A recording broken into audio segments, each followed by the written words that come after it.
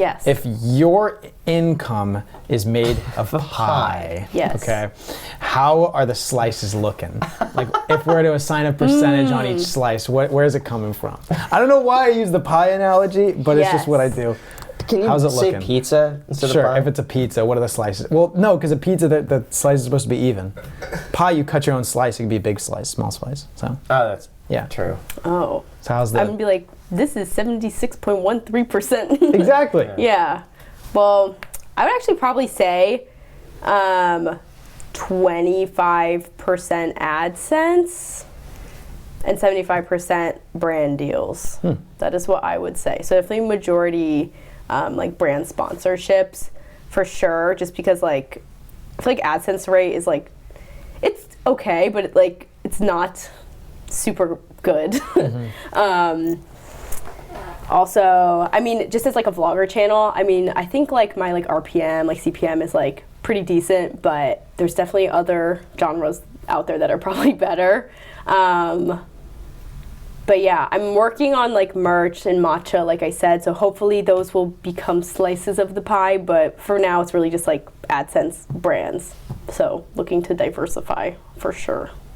Yeah. And is increasing the income one of the, like a primary goal of yours right now, or is it mostly just to continue to build sustainably and then potentially dip into other things? It's definitely, I feel like my primary goal is always just to like continue growing on YouTube and doing what I love and building that community there. But I do think it is like always like a interesting bonus to be like, holy crap, like your income can grow with that.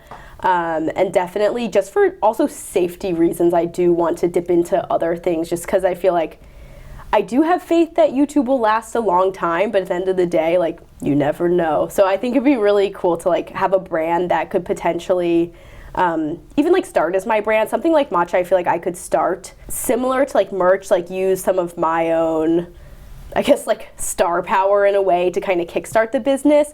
But I do think it's also a business that I could have that is just a business that maybe people buy from and don't even know who I am down the line. Do you have the infrastructure set up for that? Like, do you already have like it planned out, like everything kind of ready to roll out, or is this an idea that now that you're working on? It's something that I'm in the process of, so we're definitely trying to still figure out like logistics and things like that, but I've gotten to the point where like I've tried to source some different matchas, figuring out like what people's like roles are going to be, who I'm going to work with and things like that. So it's still getting there, but I want to launch it by this year though, for sure. Yeah.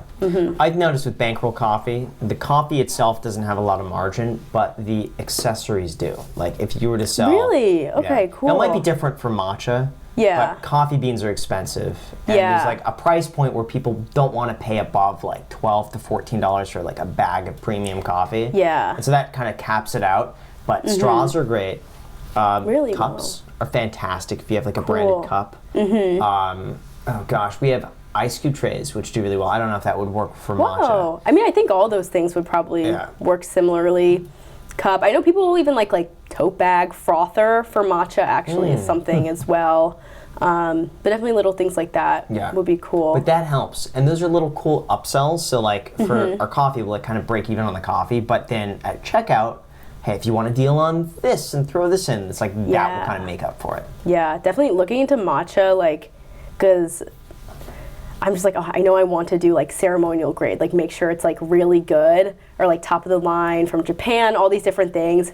And matcha ends up being so expensive for just like the tiniest little bit. So even if you buy like a little tin, like probably like the market rate is like, I see people sell for like $24 for like a little tin, but it does last like forever though. I think it'd be amazing if you actually went to Japan and like made a whole thing on this. That would be cool. That is the goal. What was the one, the Breaking Bad mezcal? Oh, like Dos, yeah. Yeah.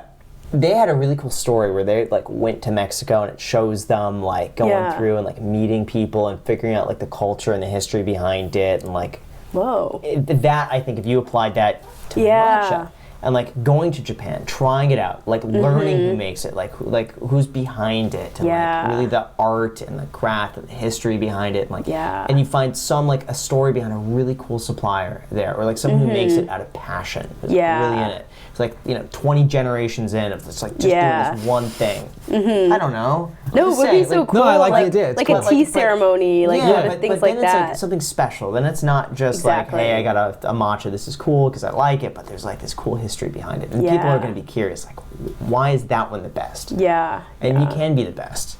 Exactly. So. Yeah. No, it's definitely. I've never been to Asia like ever in my life, so I would love to like go to like Korea or Japan, especially Japan to look at matcha and everything. So it would be really cool. I would do that. I think if you're gonna do it, I'd say do that and find like a good supplier there. Yeah. Yeah. It'd be cool.